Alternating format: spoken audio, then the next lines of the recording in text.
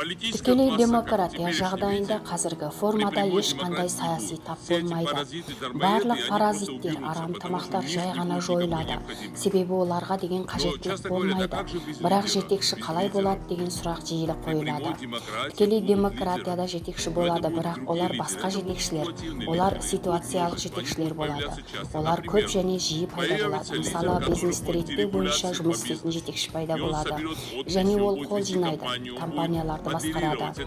Ол адамдарға жол көрсететін модератор болады, оны сендіреді, бірақ ол шешім қабылдамайды.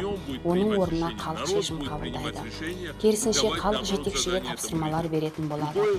Екіншісі қоршаған орта бойынша, үшіншісі мәдениет саласы жөнінде және осыған ұқсас әртүрлі жастағы, әртүрлі әлеуметтік топтағы көптеген жетекшілер пайда болады.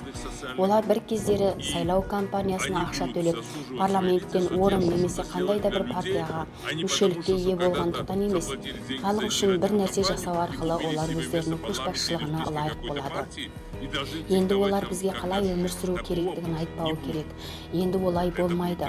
Олар нағыз жетекші болады, бірақ олар көп және жақсы модератор болады. Олар халықты емес, халық оларды басқарады.